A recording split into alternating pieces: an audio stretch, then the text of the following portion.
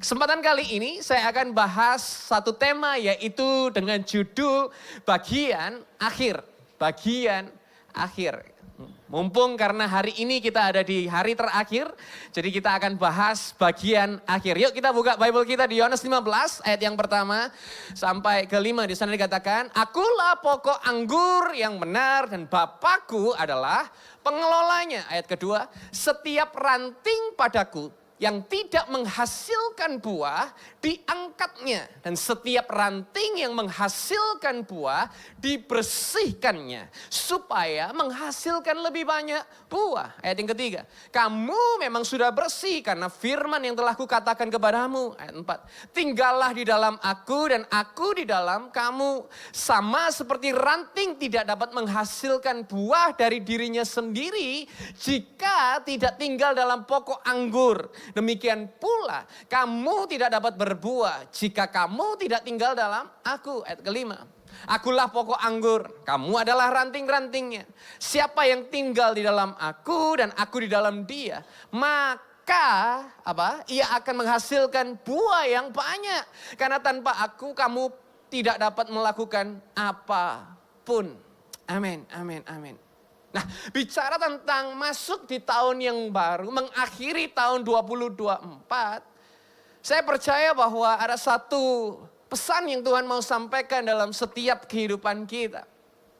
Saya teringat akan awal-awal menikah dengan istri. Setiap akhir tahun itu kan selalu evaluasi gitu kan, reminiscing tentang apa yang ada dalam kehidupan kita. Dan satu yang gak bisa saya lupakan itu ketika kita menikah awal-awal, di sana ada culture shock. Ya. Karena istri dan saya punya kebiasaan yang berbeda. Karena dia besar di Sumatera, saya di Jawa, makanan aja beda gitu kan. Dia suka yang asin, yang bahkan nggak ada rasanya. Kalau Gary suka makanan yang manis dan kalau bisa rasanya medok gitu. Bahkan ngomong aja bukan cuma ngomongnya yang medok, tapi makanannya pun kalau bisa medok juga begitu kan. Bahkan beberapa hal yang lain juga, sampai ada perbedaan di antara kebiasaan kita dalam menyimpan barang. Saya ini ya suka nyimpen baju saya yang ya kalau memang masih belum robek ya, sampai kalau nggak kucel sekali itu saya nggak buang. Dan waktu menikah saya punya kaos singlet gitu buat baju tidur dari zaman SMP, itu masih ada, saudara. Saudara bisa bayangkan itu warnanya yang tadinya putih jadi agak kuning-kuning gimana begitu kan. Dan itu saya masih pakai dan bahkan itu menjadi baju favorit saya. Begitu menikah, dia mulai tata-tata di rumah, barang-barang mulai dimasukkan gitu kan. Otomatis lemari yang tadinya saya pakai sendiri, kan harus berdua sekarang. Apa yang terjadi? Mulai diberes-bereskan. Dan termasuk baju favorit saya yang kucel itu tadi. Ya, dibereskan, mau dibuang. Dan waktu mau dibuang, saudara tahu apa yang terjadi? Saya tanpa sadar itu bisa gak rela loh. Ya kan? Ya kalau itu baju bagus, merek mahal gitu ya. Mau dikasih gak rela, itu lumrah karena memang value-nya bagus. Tapi ini baju gombal, agak kuning, baunya juga begitu ya. Asam-asam sedap, asam manis gitu kan ya. Itu mau dibuang, saya bisa gak rela. Padahal pada waktu itu banyak orang yang memberi kami kado, baju, bahkan sampai lemarinya nggak cukup. Jadi dengan berat hati saya harus pisah dengan baju kesayangan saya, kaos oblong itu tadi. Kenapa saya cerita ini kepada saudara? Karena berapa banyak ternyata kita juga punya sifat yang sama. Bahwa ternyata kita tidak mau pisah dengan hal-hal yang seharusnya nggak ada lagi dalam hidup kita. Terkadang dalam hidup kita harus ada sebuah perpisahan. Berapa banyak kita suka waktu Tuhan membuat sesuatu yang baru, oh kita suka. Berapa menit lagi kita akan masuk bulan Januari. Kita suka tahun yang baru, musim yang baru, kado yang baru. Semua yang baru dari Tuhan. Tapi ada tapinya di sana. Tanpa sadar kita lupa bahwa kita tidak bisa memulai sesuatu yang baru tanpa mengakhiri keadaan kita yang lama. Ulangi lagi. Kita nggak bisa memulai sesuatu yang baru tanpa kita harus berpisah kepada apa yang lama. Jangan-jangan alasan kenapa kita nggak pernah bisa alami kondisi yang lebih baik karena kita nggak pernah mau berubah. Jangan-jangan kita tahu bahwa kita harusnya berpisah dengan kondisi itu, tapi kita nggak mau pernah bisa berubah, tetapi kita berharap ada sesuatu yang baru yang Tuhan berikan dalam kehidupan kita. Karena kita nggak pernah berani mengakhiri keadaan-keadaan yang lama kita dalam hidup kita. Bahkan Einstein berkata, the definition of insanity is doing the same thing over and over again, but expecting different result. Sebuah kegilaan adalah ketika kita melakukan hal yang sama berulang-ulang kali tetapi berharap hasil yang berbeda. Maka dari itu pertanyaan saya untuk saudara sebelum kita mau masuk 2025 yaitu apa yang harus saudara relakan di tahun 2024 ini? Apa yang harus saudara relakan di 2024 ini? Karena tentu akan ada bagian-bagian dalam hidup kita untuk masuk 2025, untuk masuk rencana Tuhan, untuk melihat apa yang Tuhan sediakan di tahun 2025. Tentu ada perpisahan yang harus kita lakukan. Dan kita tinggal di tahun 2024. Bahkan Salomo, orang yang paling berhikmat, bahkan orang yang paling kaya yang pernah ada di dalam muka bumi ini, dia berkata di Pengkhotbah 3 ayat pertama. Ada sebuah musim untuk segala sesuatu. Juga untuk setiap kesenangan di bawah langit ada saatnya. Dua, ada saatnya lahir, ada saatnya mati. Ada saatnya menanam, ada saatnya mencabut yang ditanam. Ada saatnya membunuh, ada saatnya menyembuhkan. Ada saatnya merobohkan, ada saatnya membangun. Ada saatnya menangis, it's okay to cry. Ada saatnya tertawa. Ada saatnya meratap. Berapa banyak kita harus meratap sepanjang tahun 2024. Tetapi ada saatnya menari. Tuhan sanggup ubahkan segala tangisan kita menjadi sorak-sorai kemenangan bagi setiap kita. Setuju katakan amin. Yang percaya kita tepuk tangan yang paling meriah bagi Yesus Kristus Tuhan kita. Ada saatnya membuang batu-batu. Ada saatnya mengumpulkan batu-batu. Ada saatnya memeluk. Ada saatnya menahan diri dari memeluk. Ada saatnya mendapatkan. Ada saatnya kehilangan, saudara. Apa yang hilang di momen 2024 dalam hidup saudara? Ada saatnya kita menyimpan. Ada saatnya membuang. Ada saatnya merobek. Ada saatnya jahit kembali. Luka yang sekian lama atau relationship yang sudah nggak lagi terhubung. Ada saatnya untuk menjahit kembali, ada saatnya untuk diam, ada saatnya bicara. Ada saatnya mencintai dan ada saatnya membenci. Ada saatnya berperang dan ada saatnya berdamai. Saudara lihat, sepanjang ayat itu saya konklusikan dengan kalimat, setiap ada permulaan selalu ada akhirannya. Setiap ada permulaan selalu ada akhirannya. Setiap akhir adalah awal untuk sesuatu yang baru. Dalam setiap hidup kita. Kita nggak bisa melihat yang baru ketika kita nggak mau mengakhiri apa yang seharusnya kita akhiri. Dan yang menarik adalah Salomo nggak pernah ngasih tahu kepada kita kapan. Dia cuma kasih tahu awal dan akhir. Sepanjang berapa pasal tadi? Tapi dia nggak pernah ngasih tahu kepada kita kapan untuk melakukan semua yang tadi dia katakan. Kenapa? Karena saya temukan karena memang bukan tugasnya Salomo untuk kasih tahu kita kapan.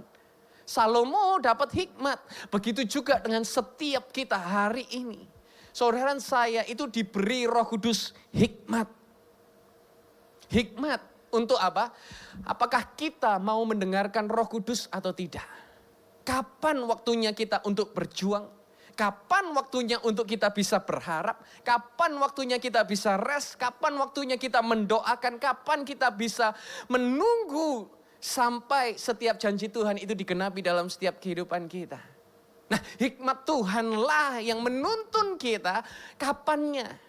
Tapi ada awal dan ada akhirannya. Bahkan Bible berkata dia adalah Alfa dan Omega. Dia adalah yang awal dan dia adalah yang akhir. Tuhan tahu semua jalan cerita dalam setiap kehidupan saudara dan saya. Ketika kita percaya sama awalannya Tuhan, maka kita juga harus percaya dengan akhiran yang Tuhan sudah sediakan dalam hidup kita. Bahkan saya kira kitab Kejadian itu adalah kitab tentang permulaan, awalan. Tetapi ternyata ketika saya pelajari Kejadian, di kitab Kejadian, ini bicara tentang akhiran juga. Jadi dalam satu kitab Kejadian itu ada awalan dan akhiran. Katakan, contoh, jadilah terang, maka terang jadi. Elohim memisahkan terang dengan gelap. Kemudian Elohim menciptakan matahari. Akhirnya terjadilah yang namanya siang dan malam. Saudara bisa bayangkan hari ini kalau Tuhan gak menciptakan yang namanya terang itu, maka hidup kita ini bisa gelap terus. Atau sebaliknya, kalau seandainya Tuhan tidak menciptakan akhir daripada terang, sepanjang hari hidup kita ini terang terus, siang terus. Apa yang akan terjadi kira-kira dalam hidup kita kalau siang terus? Matanya itu bisa gak jelas itu pasti. Ya kan? Tuhan harus siapkan yang namanya awal, ada yang namanya akhiran. Bahkan Kejadian 1 ayat 11 di sana dikatakan, lalu Elohim berfirman, biarlah daratan menumbuhkan rerumputan, tumbuhan yang berbiji, semua jenis pohon yang berbuah menghasilkan buah, berbiji di atas bumi, dan jadilah demikian. Jadi Tuhan gak menciptakan pohon, kan pohon kemudian mati, dia gak berfirman lagi pohon mati, berfirman lagi pohon dan mati, enggak. Tapi Tuhan sudah membuat sistem. Terciptalah pohon yang berbuahnya itu biji. Sehingga ketika bijinya terjatuh, dia menciptakan pohon lagi. Ada kehidupan, ada awalan, ada akhiran. Ada awalan dan ada akhiran. Dan yang menarik, ketika Tuhan menciptakan Adam dan Hawa, Tuhan itu enggak sekedar asal menciptakan manusia dari debu dan tanah. Ini adalah gambaran dari Injil. Ini keren ini saudara. Ketika Tuhan menciptakan Adam dan Hawa, Adam dulu, Tuhan membentuk dari tanah liat, dihembuskan nafas kehidupan melalui hidung, dan jadilah manusia. Dan yang menarik adalah Tuhan memilih sinless man, manusia yang tanpa dosa, dibuat tertidur sama Tuhan, seperti mati. Lalu apa yang terjadi? Lalu Tuhan harus melukai sides-nya, rusuknya, diambil dari Adam, lalu kemudian dibentuklah Hawa. Dan Hawa di Taman Eden diperkenalkan sama Adam di Taman Eden sebagai mempelainya Adam. Ini keren, kenapa? Karena ini adalah gambaran daripada Injil. Kenapa bisa begitu? Yeshua adalah sinless man, manusia yang tidak berdosa, harus mati. Masuk ke dalam perut bumi dan rusuk Yesus itu tertusuk, dilukai. Sehingga kita manusia ya menjadi layak. Yang tadinya maut, kutuk, belenggu, menjadi layak. Dan kemudian Tuhan mempersembahkan kita sebagai mempelai Kristus di surga. Sebagai Eden yang baru. Ini loh gambaran daripada Tuhan menciptakan awalan dan akhiran. Jadi dari awal kejadian itu Tuhan sudah gambar bagaimana kita semua itu bisa diselamatkan. Oleh karena kasih dari Bapa Yahweh. Overflowing the love of Yahweh. Sehingga dari penciptaan itu sudah digambar bahwa nggak akan mungkin manusia binasa. Karena kasih Tuhan itu kekal nyata dalam setiap hidup kita. Yang percaya kita boleh tepuk tangan yang paling meriah bagi Yesus Kristus Tuhan kita. Yang tadi boleh dipotong klip buat shorts. Lanjut ke Kejadian 2 ayat 24. Itulah sebabnya seorang pria akan meninggalkan ayahnya dan ibunya. Dan melekat kuat bersatu dengan istrinya dan mereka menjadi satu tubuh. Menarik, yaitu Tuhan ngomong ini sama Adam dan Hawa. Yaitu disuruh meninggalkan orang tua untuk mereka melekat kuat menjadi satu. Saudara baca ayat tadi aneh enggak?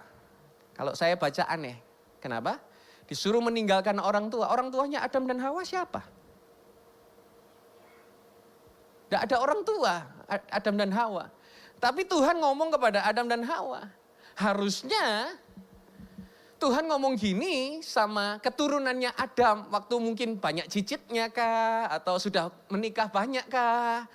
Tetapi Tuhan ini sudah gambar awal pernikahan dari permulaan. Jadi untuk pernikahan itu meninggalkan kedua orang tua, kemudian melekat satu menjadi satu bagian. Sebelum suami istri bisa menjadi satu, Bible berkata harus meninggalkan ayah dan ibunya dan melekat kuat. Sebelum memulai, apa yang terjadi? Harus ada yang diakhiri. Setiap awalan selalu ada akhiran. Begitu juga dengan hubungan kita. Waktu terkadang ada yang berantem. Sering kita tergoda untuk mengakhiri hubungannya.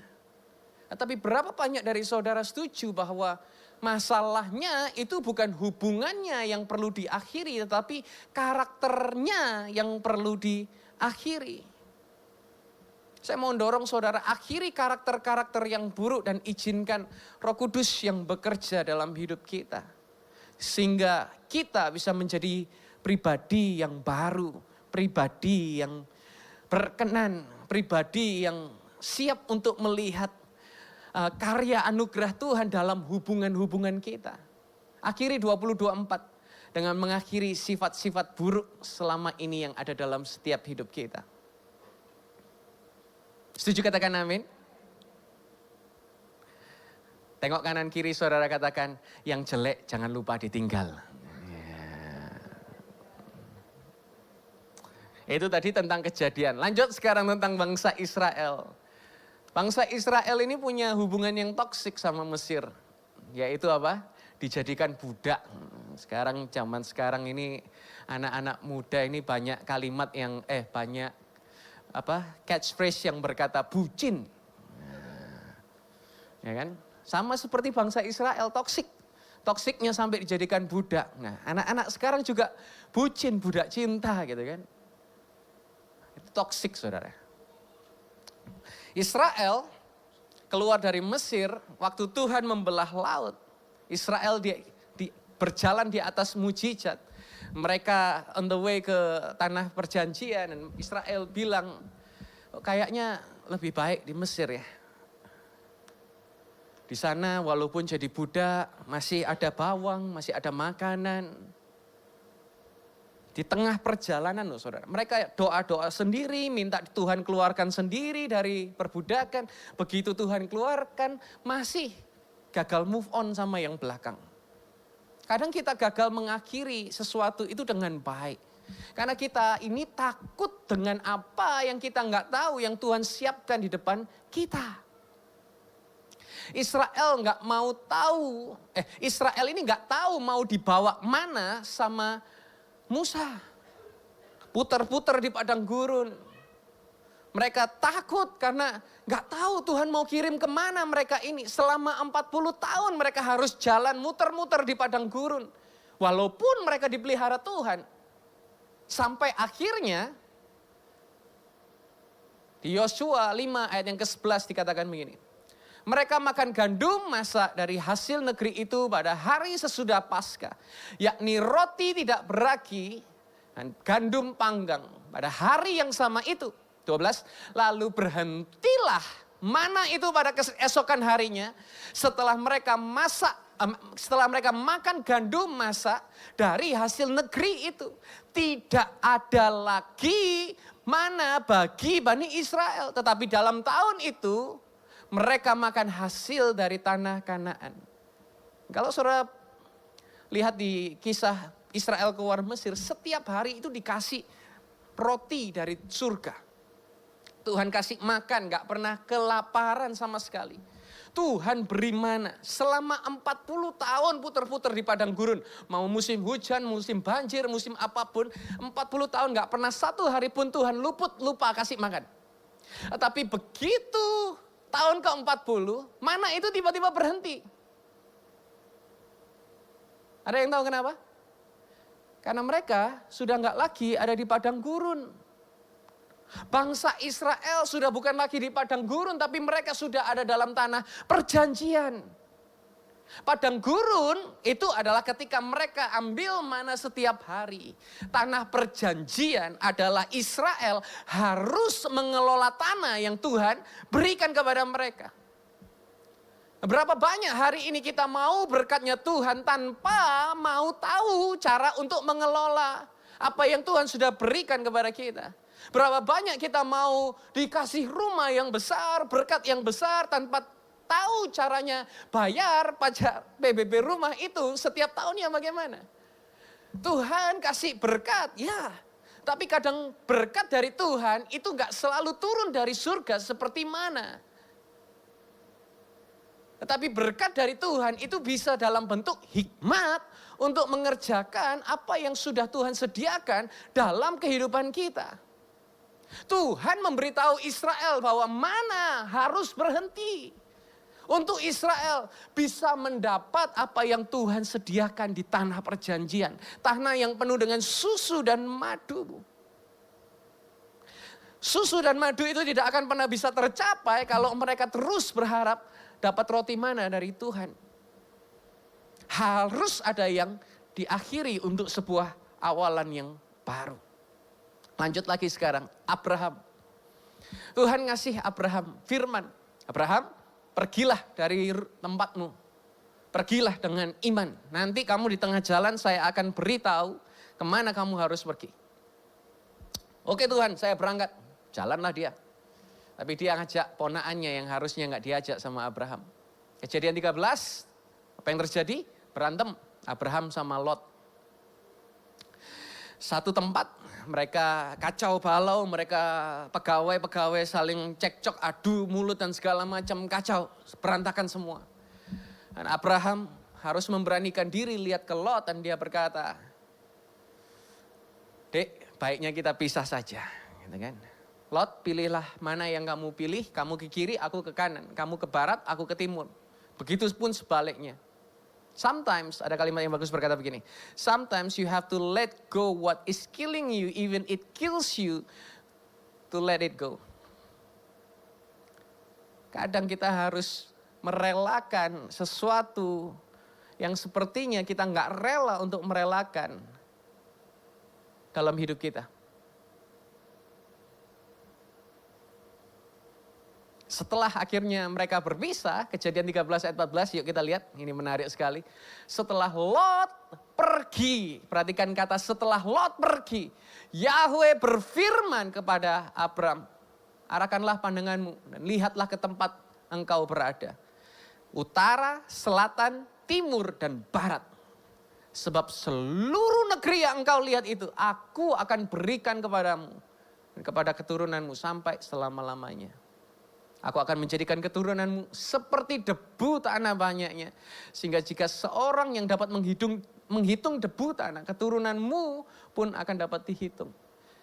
Jadi setelah Lot pergi, bintang di langit, pasir di lautan, baru dikasih sama Tuhan ketika Lot pergi.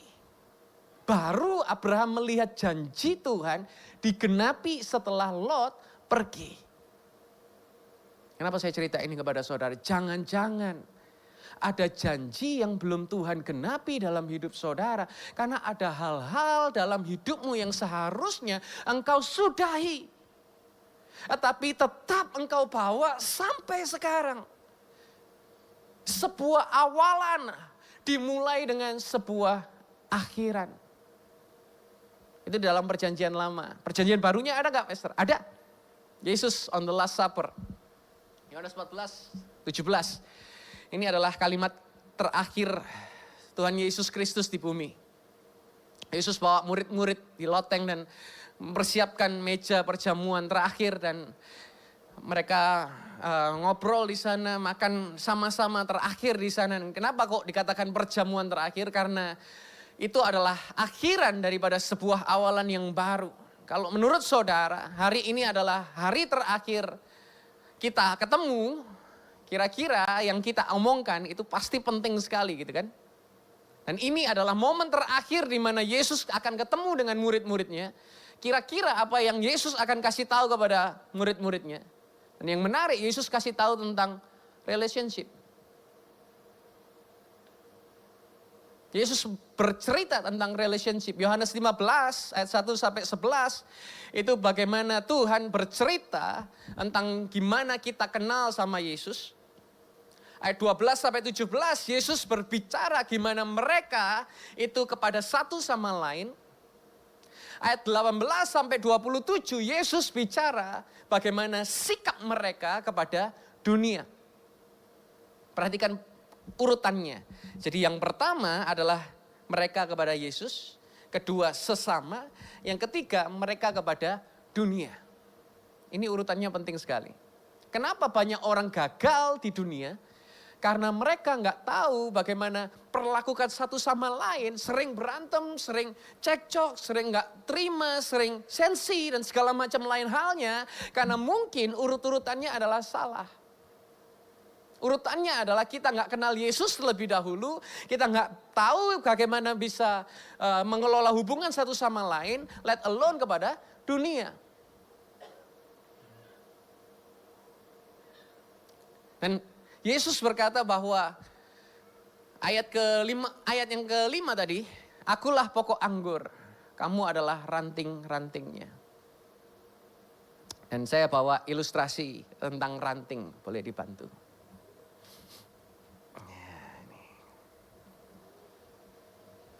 Ranting ini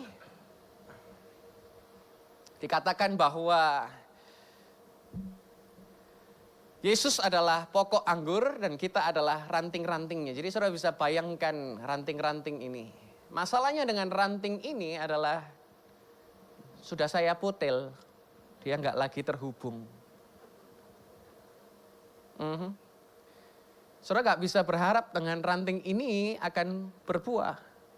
Walaupun ranting ini ikut ibadah hari Minggu itu dari pagi sampai malam. Ibadah kids, heroes, menara doa malam, FB, semua FB dia ikuti. Tetap ranting ini nggak akan pernah bisa berbuah. Karena kenapa? Sudah putil. Baik dia mau dengar khotbah yang terbaik dari preacher manapun. Baik dia mau ikut seminar terbaik di dunia manapun. Dia bisa dijejerkan sama ranting yang berbuah. Tapi karena ranting ini nggak akan pernah bisa berbuah. Kenapa?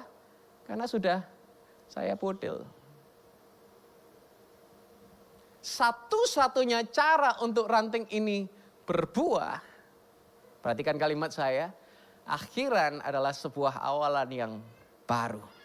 Satu-satunya ranting ini bisa berbuah adalah untuk dia terhubung dengan sumbernya.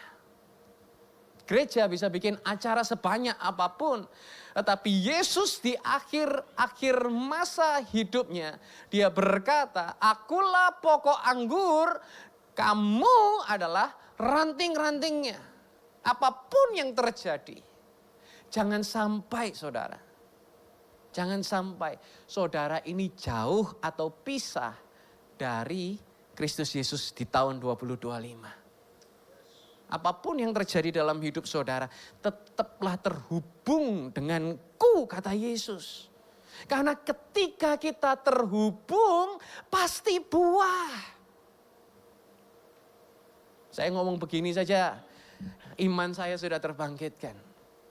Saya melihat begitu banyak pekerjaan tangan Tuhan yang begitu luar biasa. Berapa waktu lalu saya dari Manado, saya lihat seorang bisnismen yang hidupnya, awal hidupnya itu kacau balau, harus berhutang dan segala macam. Tapi akhirnya dia dengan segala kekurangan yang dimiliki, dia memilih untuk bangun gereja karena dia sudah tertanam dengan pokoknya.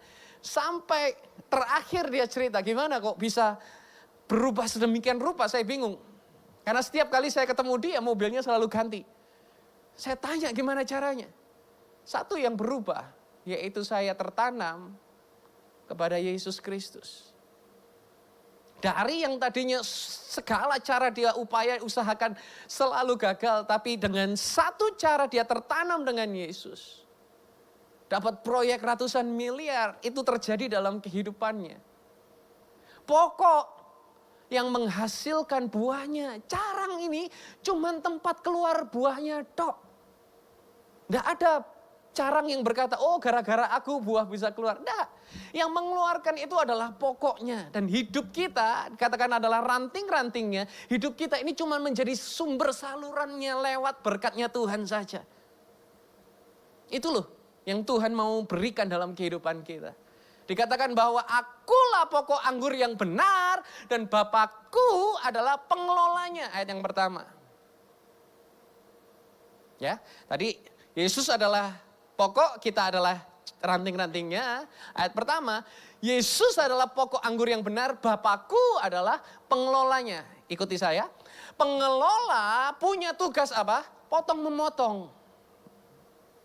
Ayat kedua, setiap ranting padaku yang tidak menghasilkan buah, diangkatnya. Setiap ranting yang menghasilkan buah, dibersihkannya. Supaya menghasilkan lebih banyak buah. Jadi setiap ranting yang gak buah, itu dipotong. Dan yang menghasilkan buah juga dipotong. Sama-sama kena potong. Jadi kalau ada dalam hidup saudara harus kena potong, it's good. Kenapa? Karena Bible berkata adalah untuk kita bisa menghasilkan lebih banyak buah. Pengelola tahu betul mana ranting yang harus dipotong dari bentuk ini. Untuk akhirnya carang ini akan bisa menghasilkan lebih baik lagi di musim-musim yang akan datang. Mengakhiri apa yang seharusnya nggak ada di musim yang kemarin, yang ada di dalam musim hidup kita. Kalau lain, motong, misalnya saudara punya tanaman nih, saya potong. Tadi ini saya potong aja, saya asal langsung potel tengah jalan. Jadi sekarang tanaman saya petal saudara. Karena saya bukan ahli tanaman. Jadi saya tahu saya harus ngomong sama saudara, saya lebih mengasihi saudara daripada tanaman saya. Sudah saya petalin aja gak apa-apa. Yang penting saudara nangkep ini pesan.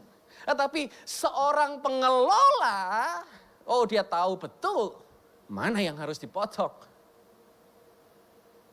Kalau orang lain yang motong, kita gak percaya.